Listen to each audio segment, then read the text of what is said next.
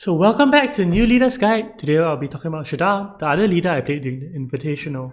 Shaddam is one of those leaders which I didn't know that I was going to play like going into it, but I think like closer and closer to date, I think I decided that Shaddam is a good pick in this tournament format. And let me just share a few reasons why and how I think you should play him. So let's just jump right into the game.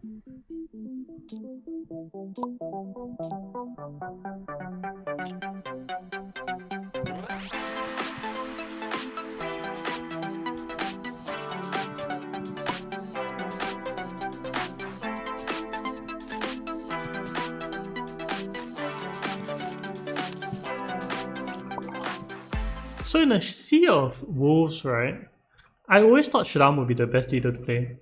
Let's look at Shadam. Shadam has an ability called Sardaukar Commander, and you set aside both Sardaukar contracts. This actually is not really relevant to any of his gameplay. It might be unique, but all his power comes from his signet ring, which is Emperor of the Known Universe. Units cannot be deployed to this conflict this turn. You get 1 Solari and 1 troop, or you can spend 3 Solari and get 1 influence bump. If you look at it, it might seem very similar to Lido's, but in the context of Dune Uprising, because faction bumps are so hard to come by, this ring is extremely powerful. This ring is the only reason why Shaddam is playable, and it is one of the reasons why he is able to succeed amongst these wolves, because when everyone wants to do one thing, he's one of the only leaders who can do another thing, which is chase faction influence really easily. So all credits to this, right, actually go towards probably Morphling and Alpha Nova. So they're probably the ones who refined it the most.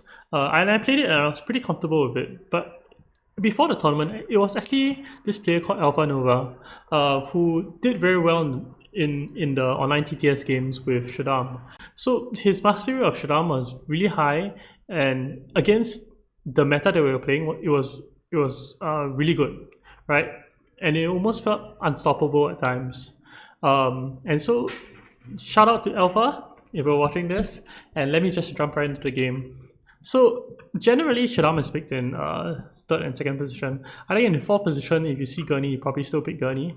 You can pick Shaddam. The ideas are the same, but there's a little bit of more tendency if you're being blocked in 4th position. So let me just pick him in 3rd position and just explain like why I think Shaddam is good in like 3rd position. So let's say 4th position picks Gurney, 3rd position, let me change the view.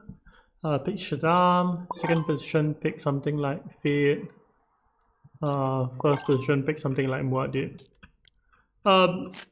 Based on the online meta that we're doing, right, so what happens is that 1st player Teneri goes to Frem Kit, 2nd player tries to get Worms first, so that means going to like first going to Desert Ambush, Desert Tactics, and then after going to Frem Kit round 2. So some play pattern, something like this. Actually doesn't really matter what card, but something like this, something like this, and then on 3rd player's turn, he is able to go to deliver supplies. The reason 4th player might not be very good for it is because 3rd player, I think if you look at all the faction spaces left, unless the contracts are very good, let's say the Spice Refining contract is really good, like you can pick this up, but a lot of times like amongst these 3, so Dutiful Service, Deliver Supplies, and Secrets, most of the time people will go towards Deliver Supplies. So Deliver Supplies, I think in 3rd position, like it's very easy to get it. So this is one of the reasons why Shaddam is probably best picked in 3rd position, but also can be picked in 2nd position. Both are really good. I like him more in 3rd.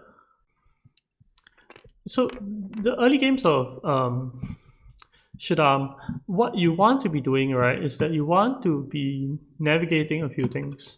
The critical board spaces to you are actually this space here. This space here is what makes Shaddam good. So shipping, you can pay 3 spice and get 5 Solari and a faction bump. In combination of your ring, right, in combination of your signet ring, you can use the Emperor of the Known Universe to pay 3 Solari and get a faction bump. So this means that you can pay 3 spice, you get 2 Solari, and you get 2 faction bumps. Okay, so let's say if I already had friendship, I can and then I can go to shipping. Let's say if I have 3 spies, go to shipping, right? Then I pay 3 salary. I can get a double bump. Then I can, yeah. So this is very hard for other leaders. Like this, like access to double bumps and spending the and being so free to spend the spice is something that is only useful to Shaddam because he has a way to like burn off this excess salary. Other leaders, when you collect a lot of salary all the time, most of the time you're just going like Sword Master once. But because Shaddam has a way to like kind of burn off his salary, it's really good for him. So shipping is important, and then after that, the deliver supplies for the spacing guild friendship is important. So these are the two main things that I think you wanna play around. Sometimes you don't get to do this because your factions are stacked, but the idea is there. The idea is that you want to be able to access shipping, and you want to do that by hitting deliver supplies multiple times. So one thing about hitting deliver supplies, let's say you go there twice, right? You end up with 3 water. What does 3 water allow you to do? 3 water positions you the best for collecting deep desert, right? So you want deep desert when it's at a +2, generally, right?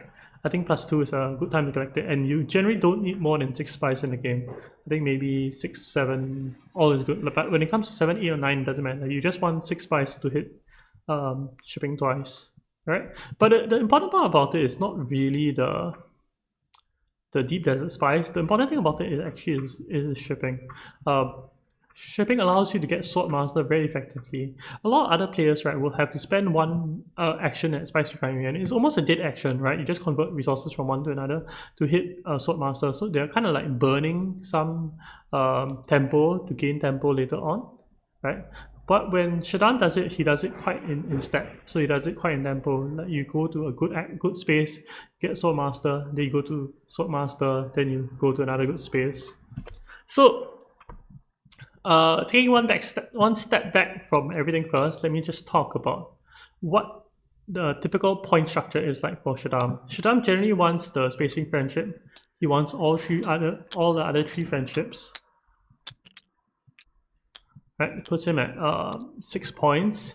He generally wants a combat match.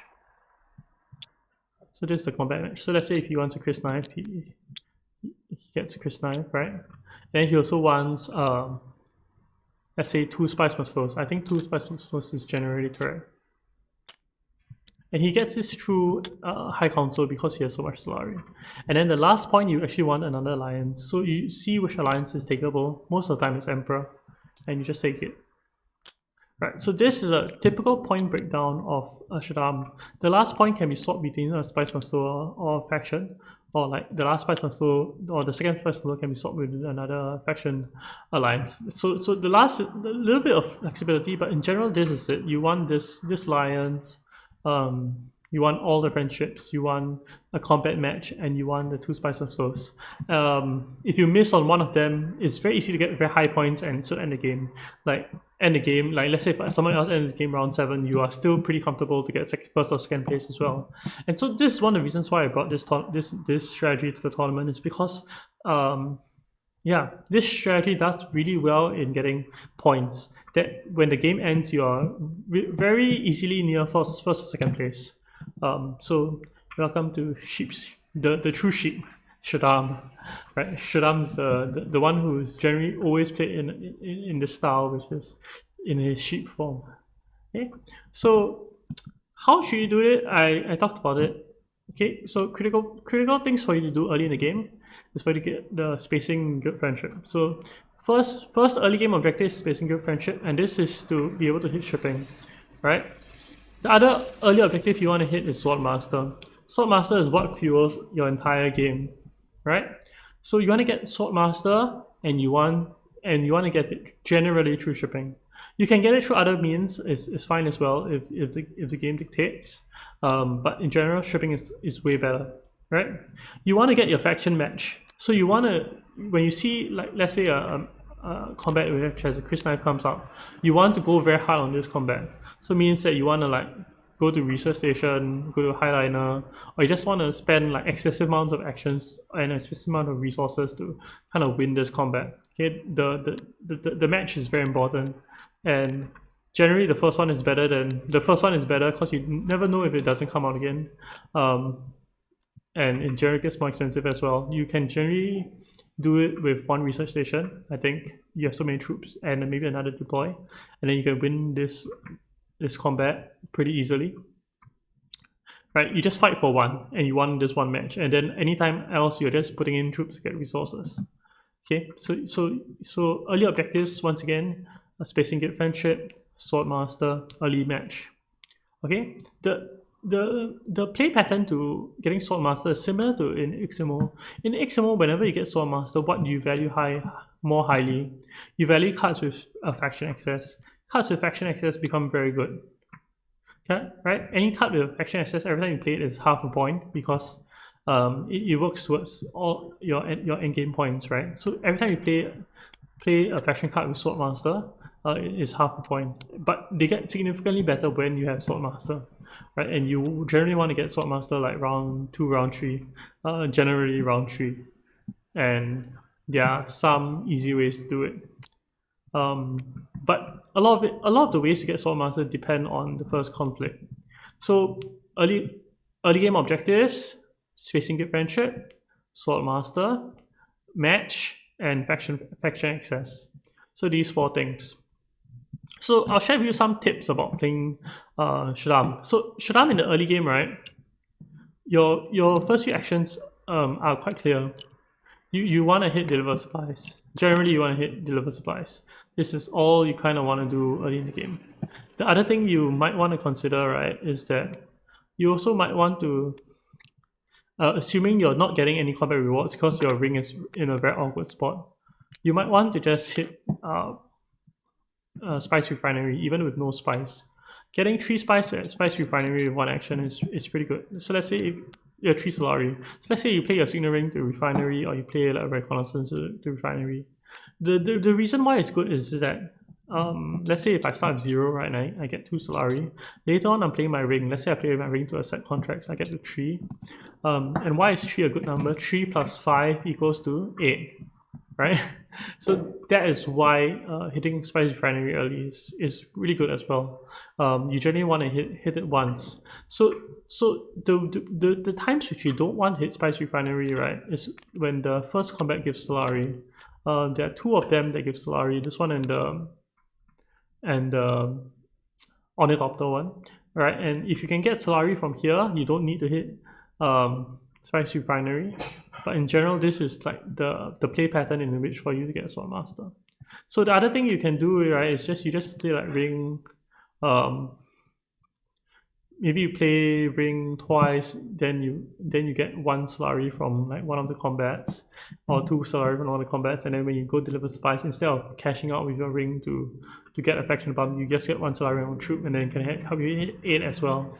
Okay, so early game tips is value the Spice Refinery a bit higher, because or get combat rewards from first one. It helps you hit your breakpoint of 8 Solari. The second one is that the second tip that I have for you, right, is that Deep Desert is great.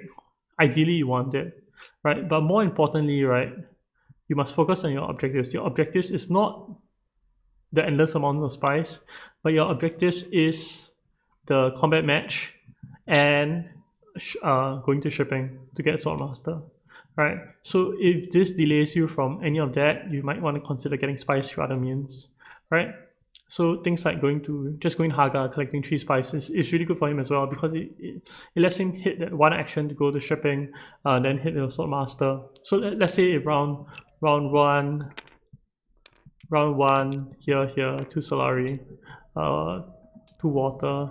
Round 2 you go here again, 3 water, then after that your second action you come here, you collect 3 spice, you go down 1 water, right? And then you play your Signet Ring, right? So let's say if this combination, the next action you can go shipping, and then Swordmaster, goes down to 0, and then after that you can play your last action. Still have 2 water, you can always deliver supplies again, or you can do something else, and then you can try to get another water somewhere, and always try to collect the Deep Desert spice. If it's not there for you, it's fine as well. You know you have Swordmaster and you're pretty fine with things already. So This is a general early play pattern for Shadam. It's it's pretty good as well. Early Swordmaster does generate you a lot of power. You want to play your faction accesses after that. Okay, so the cards that you buy in Imperium Row, right, are actually quite straightforward. You want to pick up good cards with high persuasion or faction access cards, right? You pick up anything with faction access or anything with like good persuasion. Or you can just pick up good cards, right? You are generally looking for good cards.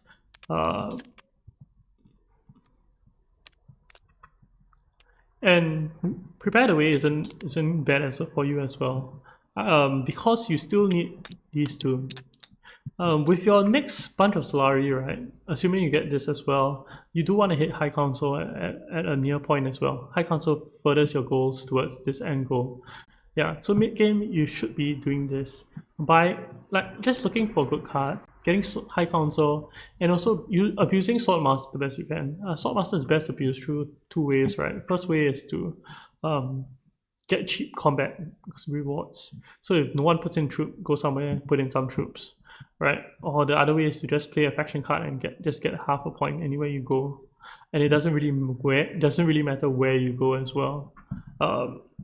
A lot of times you don't go to Fremen early, so you can always just like go to Fremen and throw in a troop while doing everything else. So that's the gist of it. There are some cards that will allow you to have a different play pattern, but most of the time this is what you're doing.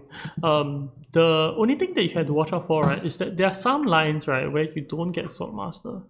I don't know how to describe it. So let's say if I don't know how to best describe it. So let's say if your first hand, right, let's say in this case, if you have two faction, right, what you still want to probably do is you still probably want to hit the reverse buys first.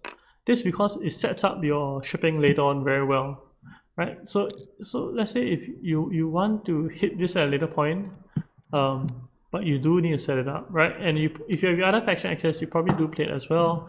Where do you play it at? You don't really care. Like you can either go 2-4 or you can go secrets, right? Depending on what the contract is, or like if the contracts are playable, then you can go contracts. If not, you can go to secrets as well. The issue of this is that a lot of times it doesn't get you enough spacing influence to go to shipping, and that prevents you from getting Swordmaster unless you're going to Spice Refinery, which isn't as good, but it's still okay, right? But if you are not able to go Spice Refinery, get Swordmaster in a very cheap manner, what happens is that you find yourself short of Swordmaster. So let's say if you are short of Swordmaster, some schools of thoughts are that you can always get it later if you put a spy there. But I think with Shadam, right, I played like quite a number of games with Shadam where you actually don't need Swordmaster. And you can think about it as if instead of 8 Solari that I spend on Swordmaster or 6 Solari, right, is at least 2 activations or 3 activations on my ring, right, to get affection bump. How many points is that? That's like equal to like 1.5 points, right? Because you get 3 faction influence just by spending the Solari and other means. So if you don't have that like almost guaranteed Swordmaster early, you might want to consider using your Signet Ring to just cash in for the point and play a no Swordmaster game. The issue with this still is that you still need Swordmaster for High Council, and you probably still do want this friendship.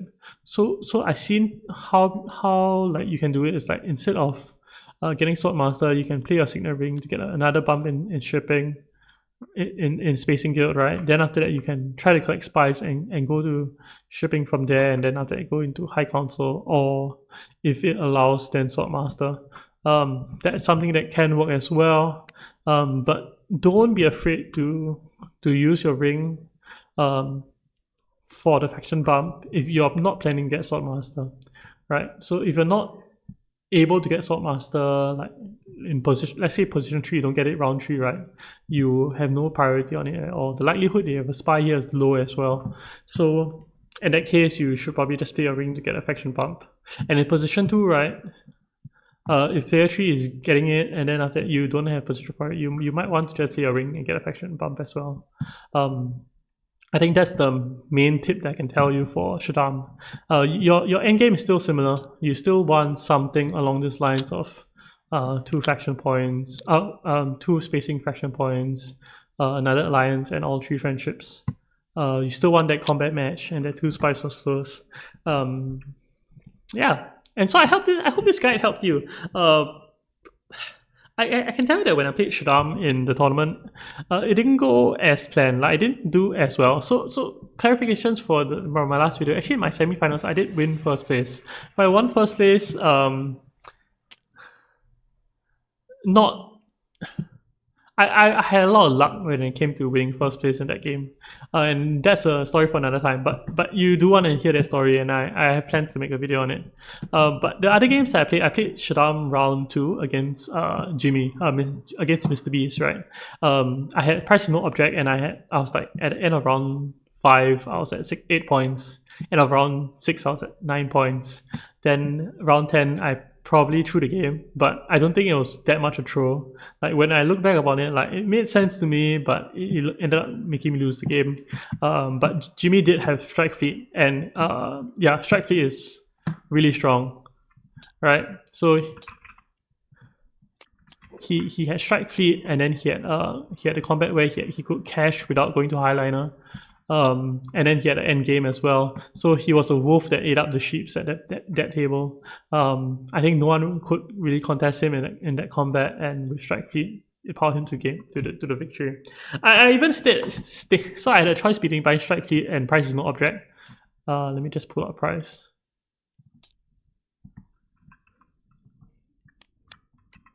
All right, and I told myself if this game goes around 7, I'm probably losing to strike fleet. But I felt pretty confident, like with Shadam and with Price, especially since there were a lot of other combat cards in the game. So I thought everyone else would be pushed down on combat strategy. But I think like I had Esteban in the game who had a very rough game, and then yeah, Paul just wasn't in the position to fight him in that round.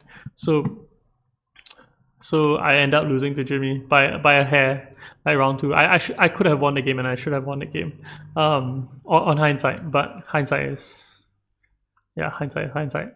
So this is my round 2. My round 3 game was against Sneaker and Jimmy again. So Sneaker that game played Irulan, and he round 1. He bought this card. He played Irulan. Round 1 he bought Overthrow. And then and then after Jimmy, Sneaker both played intrigues on me round 2, and then I think in that combat I put in 8 strength, and after that I put in 8 strength. 2 people played. 1 person played like find weakness. 1 person played spring the trap, and then I end up losing that combat. And the reason why that game was very bad for me is that first hand I had no faction access round 1, so I was not guaranteed to have a path to Swordmaster. So first round I tried to do something else, and the second combat was a slurry combat, and if I gave that up, that means I gave up Swordmaster and I gave up my entire game as well. So I fought really hard for it, and I lost, and then the whole game I was just trying to claw back and try not to finish in last.